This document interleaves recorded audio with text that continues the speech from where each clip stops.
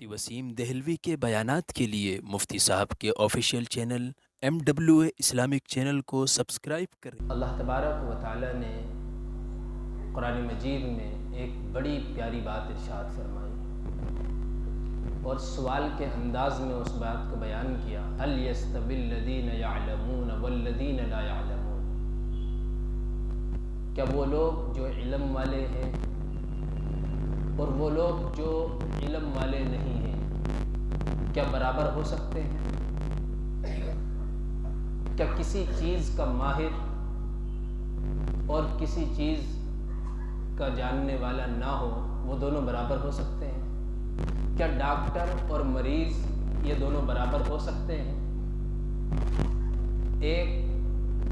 Car mechanic, کار کا مستری، اور ایک وہ کہ جو اپنی کار، اپنی گاڑی کو ٹھیک کروانے کے لیے جا رہا ہے، کیا وہ دونوں برابر ہو سکتے ہیں؟ ایک طرف اچھائی کا کرنے والا، ایک طرف برائی کا کرنے والا، کہ یہ دونوں لوگ برابر ہو سکتے ہیں؟ کیا مسلمان اور غیر مسلمان برابر ہو سکتے ہیں؟ کیا علماء اور عوام برابر ہو سکتے ہیں؟ اسی طرح سے اللہ قرآن میں فرماتے ہیں لا یستوی اصحاب النار و اصحاب الجنہ،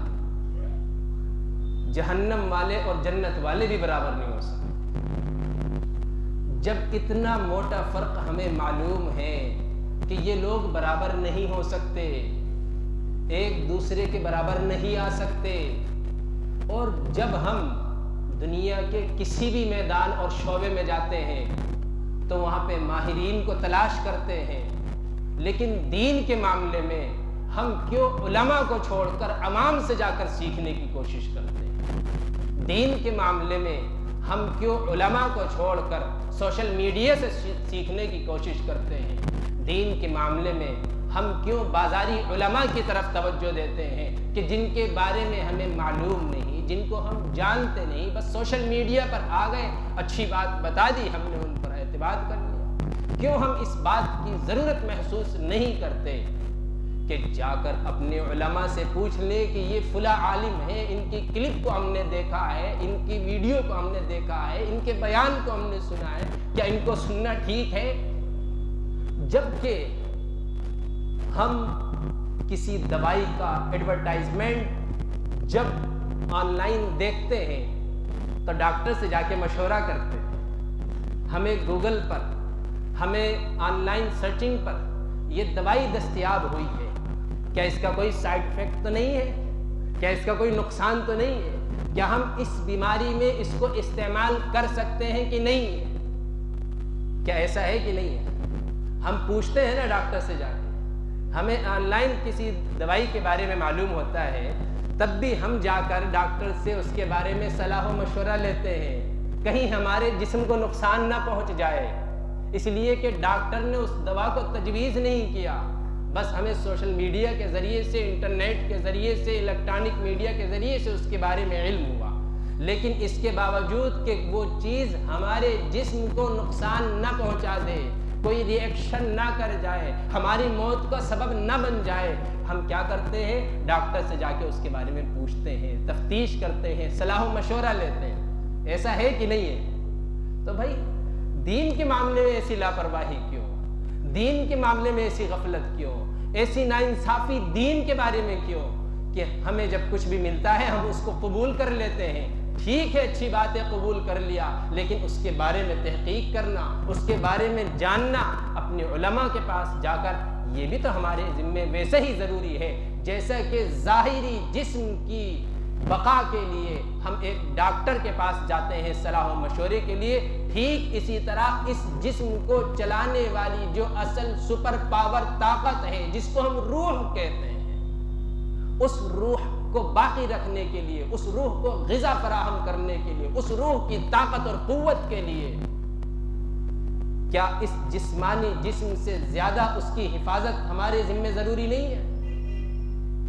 اس لیے کہ اس روح کے بغیر یہ جسم جو کہ مٹی کا اسی دنیا کے اندر بنا ہے اور اسی دنیا میں مل جانا ہے، اور پھر قبر پر مٹی ڈالنے والوں کو قرآن کی یہ آیت پڑھ دینا ہے، منہا خلقناکم وفیہا نعیدکم ومنہا نخرجکم تارۃ اخری، کہ تم اسی مٹی سے پیدا کیے گئے تھے، اسی مٹی میں لوٹائے جا رہے ہو، اور کل اسی مٹی سے تم کو واپس اٹھایا جائے گا، اور تم سے اس دنیا اور اس زندگی کے بارے میں سوال و جواب۔ تو یہ جو عارضی ہمیں جسم ملا ہوا ہے، جس کی بناوٹ اور خوبصورتی پر ہم مر جاتے ہیں، گناہوں پر آمادہ ہو جاتے ہیں، اللہ ہم سب کی حفاظت فرمائے۔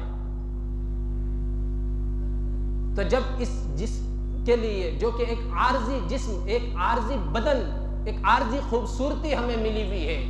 اس کی حفاظت کے لیے ہم اتنے انتظامات کرتے ہیں، اتنی حفاظت کے راستوں کو تلاش کرتے ہیں، تو اس جسم کو چلانے والی جو اصل طاقت روح ہے،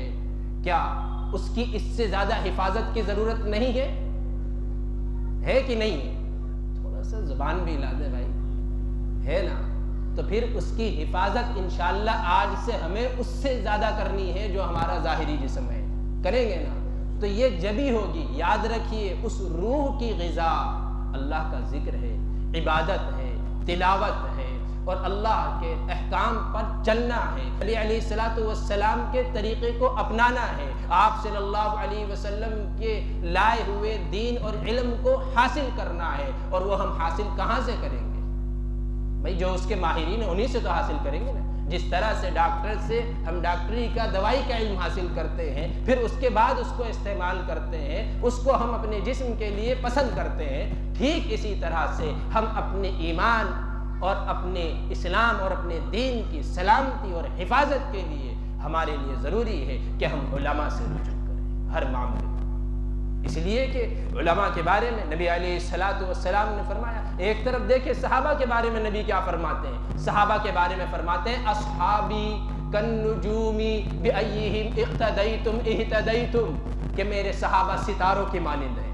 تم ان میں سے جن کی بھی اقتدا کرو گے ہدایت پا جاؤ گے۔ جہاں نبی علیہ السلام نے اپنے صحابہ کے بارے میں یہ فرمایا کہ میرے صحابہ ستاروں کے مانند ہیں، وہیں جن کو نبی علیہ السلام نے اپنا وارث قرار دیا اور اپنا وارث بنا کر یہاں سے اس دنیا سے رخصت ہوئے ہیں، اور فرمایا العلماء ورثۃ الانبیاء، کہ علماء جو ہے وہ انبیاء کے وارث ہیں۔ ان علماء کے بارے میں نبی ایک موقع پر فرماتے ہیں ان مثل العلماء کمثل النجوم، کہ جان لو